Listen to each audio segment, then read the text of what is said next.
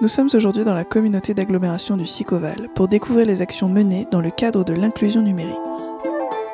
Nous allons rejoindre Anne-Claire Dubreuil, directrice de projet pour la transformation numérique, et Willy Lafranc, fondateur de Freya Games. Bonjour. Bonjour Camille, bienvenue. Merci. Bonjour. Aujourd'hui on est au centre social et on va rencontrer le comité des sages d'Escalquens qui fait plein de choses sur le numérique et qui essaye d'accompagner la population autour du numérique. Donc voilà, bienvenue. Merci, allons-y. Bonjour. Alors le Conseil des sages, c'est un conseil qui fait partie de la démocratie participative, c'est-à-dire c'est un conseil qui est différent du conseil municipal évidemment et qui a pour charge de réfléchir à certains problèmes, des problèmes un peu généraux et des problèmes qui nécessitent du temps et de la maturation. Et puis donc actuellement nous réfléchissons à ce problème de l'informatique. Quand ça bug, quand ça ne marche pas, on ne sait pas d'où ça vient. Et puis tout a disparu et on ne sait même pas qu'est-ce qu'on a transmis comme données au serveur distant. J'ai reçu un email de ma banque me demandant mon mot de passe. Alors, vérifier que c'est bien elle qui me le demande, moi. Face à ce genre de questions, j'ai envie de dire, je crois que je sais les détecter, mais j'en suis pas certain à 100%. Et ce jeu, il tourne sur différentes communes pour amener les gens à voir comment ils utilisent, comment ils réagissent, comment ils se positionnent par rapport à l'usage du numérique en fait. Donc il y a un ensemble de questions qui sont posées, c'est sous une forme ludique. C'est super pratique, belle immersion, bravo. Effectivement, la finalité, c'est aussi, outre le fait d'aller à la rencontre des gens, c'est donc finalement de recueillir des données, puisque c'est un questionnaire qui dans les données, les réponses sont enregistrées, qui permet de profiler un petit peu les usages et les besoins des utilisateurs. Et justement, effectivement, c'est un travail diagnostique qui finalement est convergent, se renforce avec ce qui est fait ici localement, puisqu'eux, ils ont fait sur papier aussi pour essayer de comprendre quels étaient les besoins de la population pour y répondre. Un objet qui généralement n'a rien à faire là où il est positionné, que ce soit sur un marché ou que ce soit même dans une entreprise, une école ou une collectivité, et donc l'objet attire. Et une fois que les personnes sont arrivées près de l'objet, si on a bien fait notre boulot, et bien ça fonctionne derrière. Et le jeu a ça d'intéressant, c'est que on a le droit de perdre quand on joue. Quelles que soient les générations, c'est un lieu où on peut perdre. Un questionnaire, ça renvoie de suite automatiquement des notions scolaires, des notions de performance. Alors que le jeu, c'est le seul endroit où on a le droit de perdre. Et là, toute l'idée, c'était de faire jouer des personnes fragiles ou plus âgées et de faire jouer des enfants ensemble.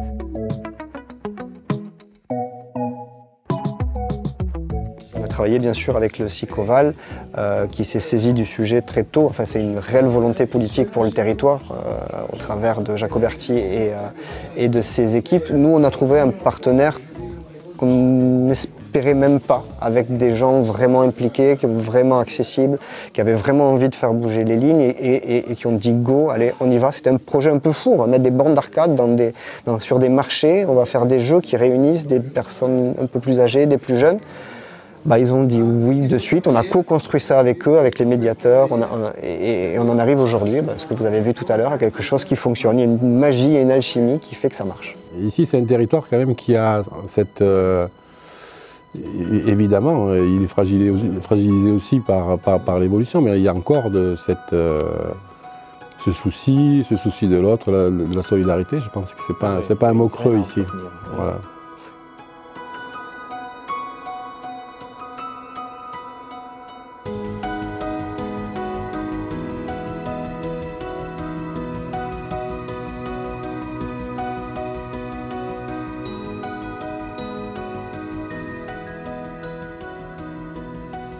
Du coup, quel a été le diagnostic qui a été fait sur ce territoire? Alors en fait, on s'est dit avant de lancer des actions, on va essayer de mieux cerner quel est le besoin de la population et d'aller au plus près. La difficulté qu'on a aujourd'hui, c'est que les personnes les plus éloignées du numérique, c'est-à-dire les personnes âgées et les personnes ménages modestes, c'est les baromètres récents du numérique qui montrent bien que c'est cette population-là qui est la plus éloignée. On a du mal à aller les toucher, à aller les faire venir sur des animations ou des activités que l'on mène sur le sujet. Et donc l'idée, ça a été vraiment d'aller au plus près de chez eux. Donc on a mené plusieurs actions. Une action avec une borne qui a été développée dans le cadre d'un projet avec une start-up. on mène en parallèle une autre action avec la Poste. Et là, on fait du porte-à-porte avec la Poste sur des publics également personnes âgées et ménages modestes. On a ciblé à travers des bases de données. Et donc ça permet d'aller au porte-à-porte, rencontrer les personnes. Si elles ne veulent pas être rencontrées, elles l'ont déjà dit avant. Et là, on passe le même questionnaire que celui de la borne et on récupère des données. Et ça nous permettra de voir aussi les appétences et les compétences. Donc on a eu cette approche un petit peu fine sur le territoire pour mieux comprendre quel était le besoin, pour après développer des actions qui soient en phase avec les besoins. Qu'est-ce que ça veut dire d'être un TANI ? Alors TANI, c'est Territoire d'action numérique inclusif. C'est l'opportunité pour nous de pouvoir bénéficier de la notoriété d'être TANI et donc aussi de faire levier pour monter des actions avec nos partenaires. Je pense à l'État, je pense au département. En fait, comme on est un petit peu le focus cette année sur notre territoire, on sait qu'on peut aussi mobiliser plus facilement les acteurs, Pôle emploi, la CAF, parce qu'il se passe quelque chose sur notre territoire. Et on teste avec l'État plein d'outils, comme Aidant Connect, comme la Startup A+, Administration Plus, etc., pour faire du bêta-test, prototyper et améliorer les outils avec ceux qui sont les plus concernés, les usagers, les aidants, les publics, les professionnels, pour pouvoir après proposer des outils à l'échelle nationale qui soient les outils les plus faciles à adopter en fait. Donc là, on va au Sicoval. Donc là, on est au siège du Sicoval. Alors, Sicoval, c'est quoi? C'est vrai que souvent, on se dit, mais ça veut dire quoi?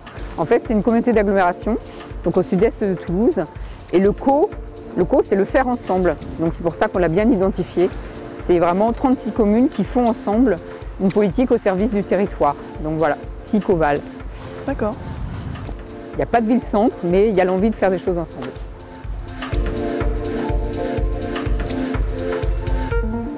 Bonjour. Bonjour, bienvenue. Enchantée. Après, je vous en prie. Merci. Qu'est-ce que le label TANI veut dire pour vous? Alors, le label TANI, c'est avant tout mettre, j'allais dire, un acronyme sur une politique qui nous est chère, qui est celle de l'inclusion numérique. Sur notre territoire, nous avons constaté effectivement, sans doute comme sur beaucoup de territoires, que la question de la transition numérique, même si elle est source effectivement de beaucoup d'innovation, de dynamisme et d'engouement, pour autant, elle laisse sur le bord du chemin un certain nombre de citoyens.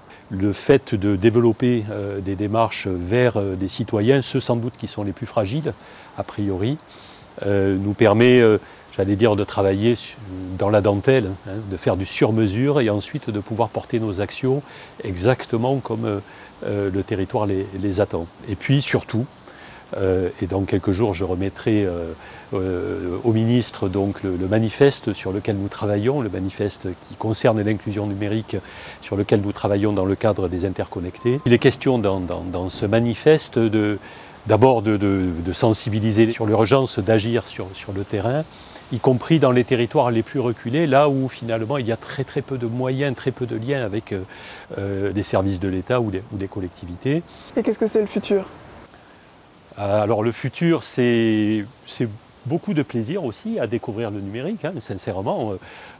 Justement, l'idée, c'est de ne pas regarder que la question finalement des laissés pour compte, mais aussi de regarder les aspects très positifs hein, du numérique, tout ce qui fait l'innovation, y compris pour des sujets comme le maintien à domicile, pour les plus jeunes, le fait de se préparer au monde de demain. Et donc c'est aussi amener finalement à prendre du plaisir, à rentrer pleinement dans cette transition numérique.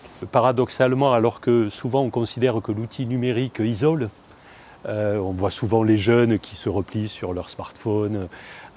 Eh bien, nous, on essaie de faire en sorte, finalement, de relever ce défi, faire en sorte que les gens se rencontrent, en parlent, sans doute rentrent un peu plus dans l'intime aussi, faire que l'outil numérique soit finalement un nouvel outil de lien social à proprement parler sur le territoire. Après ces rencontres, je me suis rendu compte que mener un diagnostic avec les habitants est une étape indispensable pour construire des actions concrètes et efficaces au service de l'inclusion numérique pour tous. Cette démarche, le Sicoval l'a bien comprise.